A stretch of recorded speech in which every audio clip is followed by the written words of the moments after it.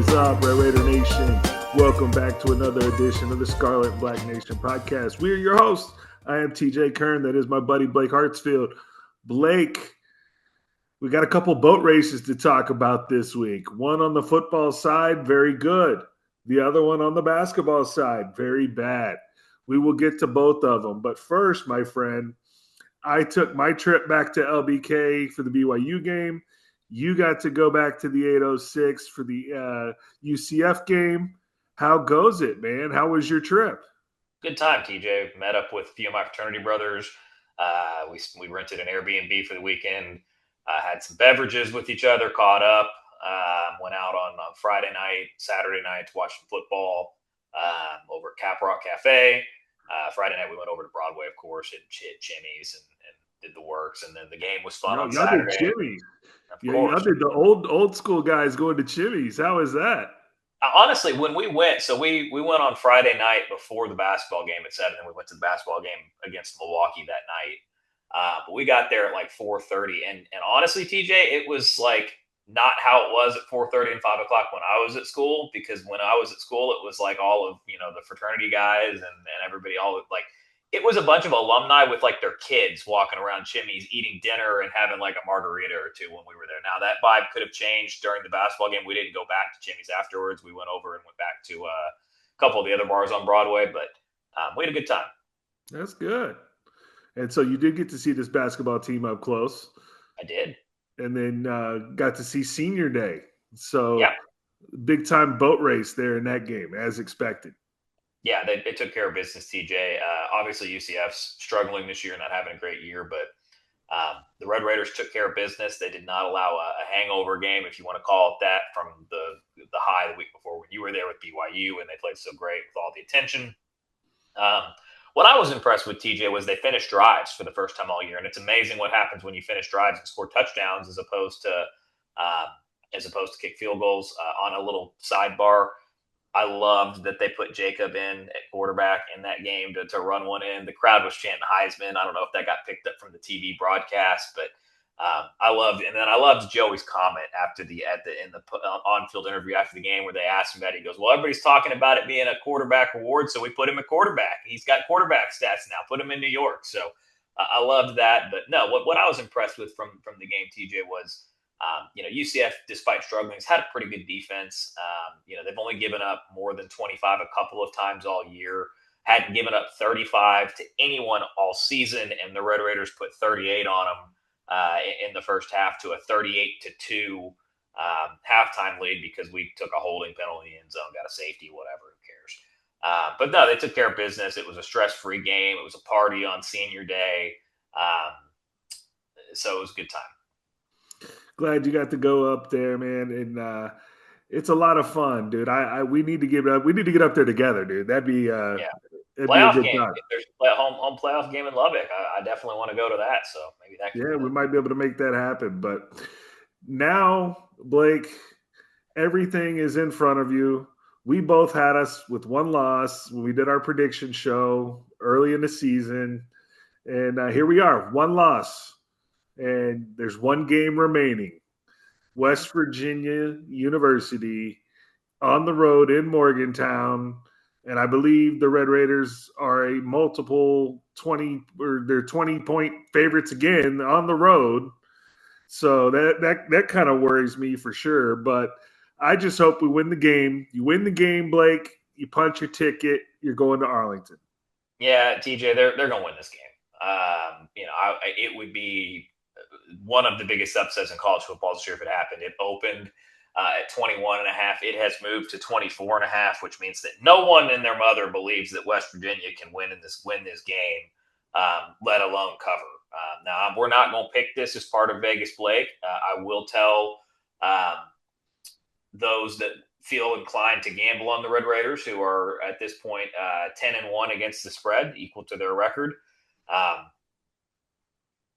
I honestly lean taking West Virginia in this one. Not that I don't think the Red Raiders won't have a 24.5-point lead at some point in this game, but this one reeks of a backdoor cover where the Red Raiders get up 31 or 30, and then they pull all the starters out, and then West Virginia scores some garbage touchdown with 3 minutes left in the game, and the Red Raiders win by 23. The game was never in doubt, but you've now cashed a loser, or not cashed a winning ticket. You've got a loser on your hands. So I'd lean the West Virginia side, but I'm not going to make an official pick on it. So yeah, we'll get to Vegas, Blake, here in a few minutes as well. But man, a lot of action in the Big 12 over the weekend. And that K-State Utah game had my eyes. That one was a little crazy. And then, of course, BYU gets it done, beating Cincinnati. So now they get to play, I believe, UCF this weekend. If they take care of business. I think that was a good thing for Tech, personally. That BYU won. So if BYU takes care of business, Tech takes care of business, you're looking at a rematch in Arlington. I think that's a good match. I think we saw that matchup the first time, TJ, like we talked about on here.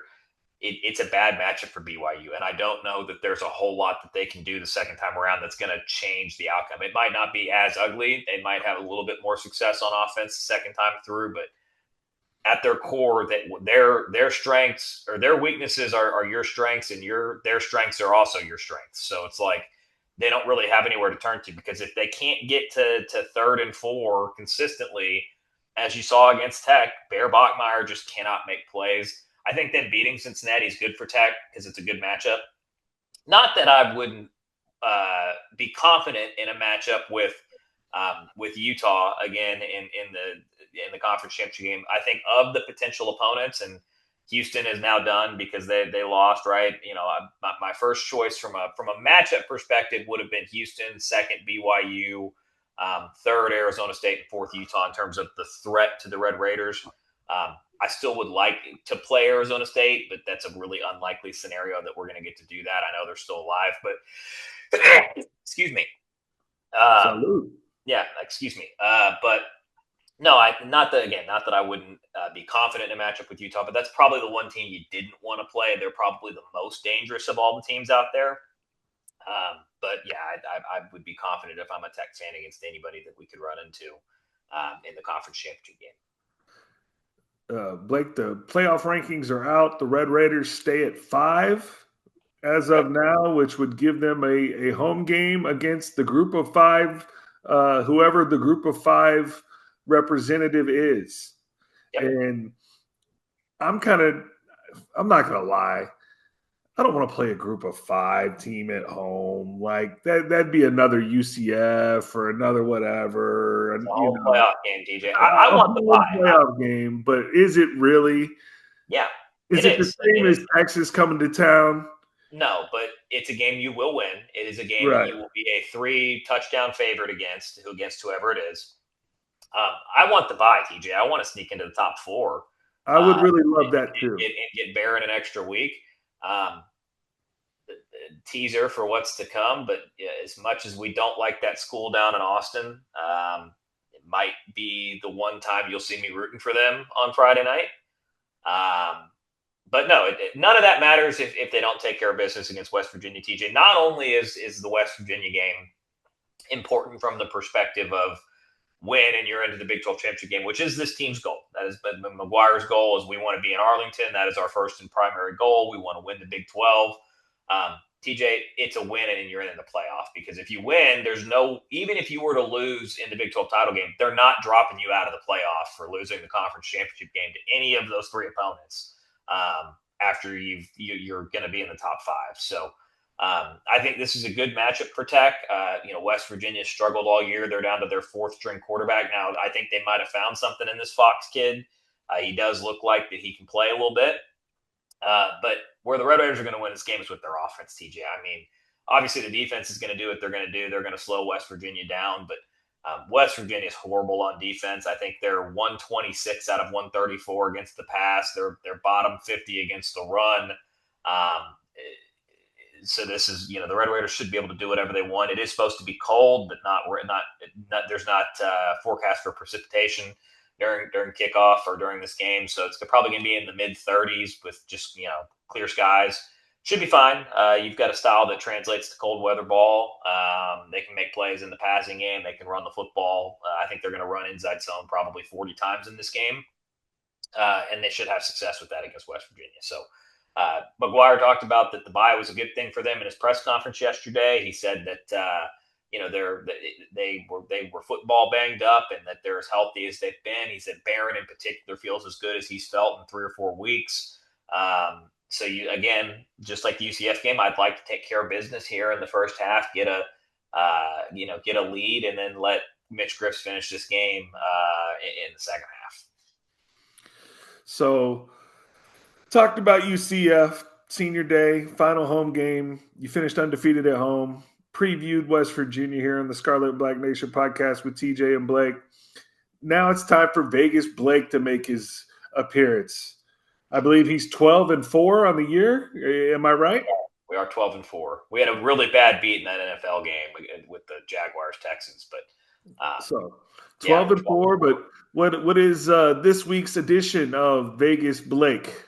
All right, we got 6 picks here, TJ. I'm going to run through them real quick here because I know we got a basketball boat race to talk about that we want to get to. But one NFL pick for you guys. Thanksgiving Day, the Lions -2.5 at home against the Packers. Packers are banged up at the receiving core. Josh Jacobs didn't play last week. He's still questionable for this week on a short turnaround. Wouldn't shock me if they held him out. Irregardless, even if Josh Jacobs plays, I like the Lions -2.5 at home. Then we got 5 college picks, TJ, and there is a theme with these 5 picks. We like home dogs. In 4 of them are rivalry games, but we like home dogs this week to cover. So the first one, we're going to stay in the Big 12. I kind of like Kansas +11.5 against Utah at home. So that's the first one. I think Utah is going to win the game, but just like the West Virginia game, I think this could be a backdoor cover situation with that Kansas offense. So give me Kansas +11.5 at home. The next one, we're going to the Egg Bowl in Mississippi, TJ. Unless you've been living under a rock, Lane Kiffin is like the biggest story going in the college football world. Is he going to stay? Is he going to go to Florida? Is he going to go to LSU? There's a decision on Saturday that apparently has been made but not announced, which kind of makes me believe he's leaving, right? If he was going to stay, why not just sign the extension and why put your team through all of this hoopla and distraction? I think he's going to Florida, but could be LSU. But irregardless, I think Mississippi is distracted. This is a rivalry game. Give me Mississippi State at home +7.5. So you're getting a touchdown and a hook. So Mississippi State +7.5 at home against Ole Miss. This one hurts, TJ, this third pick. I teased it earlier. We all know how much you and I, and me in particular, do not like that school down in Austin. That being said, there is a big football game Friday night in Austin, and the Aggies are 2.5-point road favorites against the Longhorns. TJ, and for Tech fans, you should be rooting for this is like the one time to root for the Longhorns, because if the Aggies lose, maybe you can sneak ahead of them and get to the top 4. But I think Texas is going to win this game outright. So give me Texas plus the 2.5 at home. It's going to be their Super Bowl chance to kind of just stick it to A&M. So Texas +2.5 at home against the Aggies. The fourth one, Michigan at home against Ohio State. They've owned Ohio State the last 4 years. It's a big deal. Ohio State's, I think it's a little bit of a mental block with Ryan Day and Ohio State. I think Ohio State's going to win the game finally, but give me the Michigan Wolverines +9.5 at home against Ohio State. In a low scoring, Michigan's going to make that game ugly. I like them to cover. And then finally, TJ, this is the surprising one, I think, of the list. But give me a little Jordan Hare Black Magic against their arch rivals in state, the Crimson Tide. I like Auburn at home +6.5. You know what? I'm gonna go ahead and say it. They're gonna win the game outright. Take the money line too. Wow. I'm not making that an official pick. I think Alabama has got some serious problems. I think that DeBoer is not the guy to follow Saban. There's actually been some rumors that he might quietly be talking to Penn State to try to get out of Alabama because he was afraid he was going to get fired for losing to Florida State. I don't know if there's any truth to that, but there's a little smoke there. I think that Auburn just fired their coach, but this is Auburn's Super Bowl, obviously. This weird things happen in this game every time that they play. Take the 6.5, and if you really want to sprinkle that money line, I wouldn't hate that bet either, but I'm not making an official pick. There it is, Vegas Blake with some rivalry week picks. Say Home that 10 dogs, times baby. fast. Home dogs. Home dogs, baby. Woo-hoo. Absolutely. So looking forward to a weekend of nothing but food and football for Thanksgiving. But Blake, before we get there, we got some hoops to talk about, my friend. Yes, we do. And I want to start out by saying, pump the brakes, Red Raider Nation. Yes, D5 is not coming back. He's not walking through that door, to quote Rick Pitino. But can we give these kids a few games to like get their sea legs under them? They lost to the number one team in the country, got boat raced. They won a tough game against the Wake Forest team the night before. I mean, look, this is why we wanted the tough non-con. Would we rather get boat raced by Purdue, okay, in a tough matchup to kind of get a litmus test of seeing, hey, we got to get our shit together, or would we rather beat North, South Dakota, Washington U TJ, and just pat ourselves on the back for another good win? No. You want to be what tested in this non-conference, and that's what we're doing, Blake. absolutely. I mean, what makes you better? Playing and getting your ass kicked, right? I'm just gonna say it. They got their asses kicked by Purdue. What makes you better? Playing the number one team in the country, getting your ass kicked, or playing the Colorado School of Mines and beating them by 40 in Lubbock and, not getting any resume boost or any kind of, committee, any quad one. Like, this is why you ramped up your conference schedule. TJ, I think you nailed people need to take a deep breath here, right? This team sucks and they're not any good. And Twitter is like having a firestorm meltdown. It's like that meme of like the room on fire with the dog sitting at the table. It's like, this is fine. Like, Tech fans or it's like you've seen the one where the guy walks in with the pizza to the apartment that's on fire. Like, that's what it feels like if you go on Tech Twitter right now. Like, guys, take a deep breath. Yes, this was a bad game. There's no way to sugarcoat that. They got their asses handed to them by Purdue. This is the worst game in the 3 years of the Grant McCasland era at Texas Tech. There's no arguing that. Guess what, Blake? It might happen in the Big 12. They could get raced by Arizona or Houston but that's why you play this tough schedule. Yeah, and context matters here, TJ, right? So there are two losses. Let's talk about them. The first one was a tough game against Illinois that we talked about where they got worked by the referees in the free throw count. They didn't shoot the ball particularly well. I think they were like 26% from three, and they lost. They had the ball down three with 7 seconds to go with a chance to tie the game, and Christian Anderson's game-tying three got blocked. Okay, big deal. Illinois is a top 10 team. Then you play Purdue, right, on a neutral floor in the Bahamas. You get your asses kicked, right? But TJ, this is a Purdue team that was a 4 seed last year in the NCAA tournament. So they were a good team last year. They were seeded.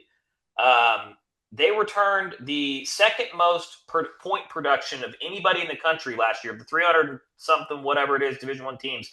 They returned 83% of their point production, second to only Navy, who returned 89. But Navy's relevant, so they're really the most team. Of the teams that matter, they return the most scoring, and it's basically the same team. They've played together for over a year. They had a whole offseason together. TJ, this Tech team has 2 players from its team last year. You have Christian Anderson, and you have JT Toppin. And then there's a bunch of new parts that they're trying to figure out their role, and they're still not healthy. Like, McCasland talked about it before the Bahamas, that week going into the Bahamas was the first time they'd had enough guys healthy to have a competitive practice in a month. So, take a deep breath, relax. It's going to be okay, Tech Nation, or Tech Twitter. At the end of the day, freaking out is ridiculous to me, right? Because that tells me you don't trust Grant McCasland. And if there's one thing we've seen from Grant McCasland teams in his first 2 years here, and go back to his time at North Texas, right? They get better as the year goes on. Last year, let's wind the clocks back a year, right? You didn't see this in November because they played such a soft schedule. TJ, I would like to remind you, in December of last year, they lost to St. Joseph's on a neutral floor. Now, it was a last-second shot, but they lost to St. Joseph. TJ, St. Joseph finished like 7th in their little pathetic conference that they play in, right? That's a terrible loss. TJ, this team lost at home to a bad UCF team to start Big 12 play last year in January. And McCaslin in that press conference after that game went, and this is going to sound very similar. I'm making a point here. In the press conference after the UCF game last year, McCaslin went to the media and he called out his team. He said, at some point, we've got to decide if we want to be competitive on the defensive end of the floor because the effort tonight was not any good. They gave up 87, if I remember correctly, at home in regulation to a bad UCF team. TJ, you know what he said after that Purdue loss in the press conference? He said, at some point, this team's got to decide if they want to compete on the defensive end of the floor because the defense has been terrible. So he sees the problem. It's the same spot they were in last year. So calm down. It's going to be okay. Yeah, I mean, if you're telling me that, look, this team's not any good, and JT Toppin's struggling, and Christian Anderson's not any good, and Donovan Atwell can't knock down an open shot, and Lawan Watts sucks. Like, give me a break. Like, what are we doing here, guys? Like, let's let them play. Let's see what happens in the Big 12. And then, look, the expectations of this program have risen so high coming off an Elite Eight appearance. Like, it's okay if you make the tournament as a 5 seed or a 6 seed. You can make a run. It doesn't matter. Yes. Exactly. So, pump the brakes. Absolutely. Trust McCaslin. Now, one thing I will say, TJ, you talked about making, like, they do have to at some point start shooting the ball better because they're getting a lot of open looks because teams are just double teaming Toppin. And so far in the two, now they've made them against the other teams. They shot it bad for the first, I'll say 30 minutes of the Wake Forest game. And then the last 10 minutes, they finally started making some threes. And it's amazing how much better that offense looked. They didn't shoot it particularly great against Illinois, and they shot it awful against Purdue. But nothing went right against Purdue. But I will say Atwell and Bryan and Watts have got to start knocking down some of these threes at a 33 to 36% clip. They're shooting it at about 26 to 27%. So I do think that will average itself out. We're talking about guys that have their career averages up north of 35. I think this team's going to shoot the three ball between 35 and 40%. If you look at what they've historically done, just give it time. Relax. It is a marathon. It is not a sprint. They've got 2 easy games coming up to get ready for their next 2 real games, right? So they play New Orleans at home tomorrow night. They're going to win that game. They play Wyoming at home on the 30th. They're going to win that game. And then they play LSU in Fort Worth on the 7th of December. That's a legitimate game. They should win that game. And then they've got their next real test that Saturday after that on 12/13. They play Arkansas at the American Airlines Center here in Dallas. I'll be at that game. And that's the next real game. And then they have Northern Colorado and then Duke, and then they start Big 12 play. So let's relax. Give McCaslin time. I can promise you they haven't played a game since that Purdue game, and I believe that was last Thursday, TJ, that they played that game? No, they got boat raced over the weekend. Was it over the weekend? It was Friday. It's Friday night, not Thursday night. I'm remembering it wrong. Either way, they've I'm sure they flew back the day after the game. I can rest assured you, Grant McCaslin has been running their asses and working their butts in practice for the last 4 days. So I would expect an inspired effort tomorrow night. You're going to see a motivated team because I'm sure if there's one thing we can say about Grant McCaslin, he's very good at motivating his team when they don't play particularly well. And by motivate, I mean he probably ran a couple of really tough practices. So, yeah, Blake, I mean, look, I wanted to get on here and just kind of blow a gasket on Tech Twitter because the stuff I've been reading has just been ridiculous. And, I mean, we just need to chill out. Like, let's all eat some turkey and watch some football and let the basketball team have a couple practices together, for crying out loud. So they're still not healthy. I mean, Bam is only playing like 8 to 10 minutes a game because he's working his way into shape. Mosley still hasn't seen the floor. I did see that he's practicing again, so that's good. But that's a rotation player, guy. I mean, they're talking about him playing 12 to 15 minutes a night as a rotation guy, right? And him not being in there and Bam not being able to play 15 to 20 minutes a night is huge because it's pushing everybody down a position, right? So JT spending more time at the 5, and I know JT can play the 5, but who it's really hurting is LaJon Watts, right? Because LaJon Watts has been forced by lack of other guys to play the position, namely Mosley and JT, because Bam isn't playing the minutes. Watts has been forced into playing the 4. Now, I know D5 did that some last year, but even when D5 was at the 4, he's a 3, TJ. Watts is a 3. He's not he can play the 4 in spurts, just like D5. He's a 3. And if you can get him in his natural position, that helps. And it slides, Atwell to the 2, and him and Brian are taking the 2 minutes. And then you've got Petty, just as a backup for Christian Anderson. He can get a blow on the bench as opposed to having to play both of them together because you don't have your bigs and you're just running a show. Like, relax, folks. McCasland has a plan. I still believe that the fundamental design of this team makes a lot of sense to me as a basketball guy, right? Like the 2 actions being, hey, we're going to run a ton of pick and rolls with JT Toppin and Christian Anderson. And if you cheat on Toppin or double team, we're going to have open shooters. And then the other action we're going to work is, hey, we're going to walk it up the floor. We're going to swing it to one side, and we're going to throw it just a direct law or a direct post to JT and let him go to work. Like, fundamentally, I think that the design of the team makes sense. I do too. And I'm just looking forward to watching some basketball. But we've got plenty of time to talk hoops here, Blake.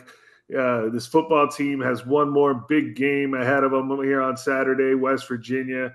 So let's take care of business. Let's punch a ticket to Arlington, Blake, and then we can have some real fun talking about a potential Big 12 championship game. So, man, we're going to go ahead and get out of here for the Scarlet and Black Nation podcast. Blake, how do you always finish it, bud? Wreck 'em. Wreck 'em. We will talk to you guys soon.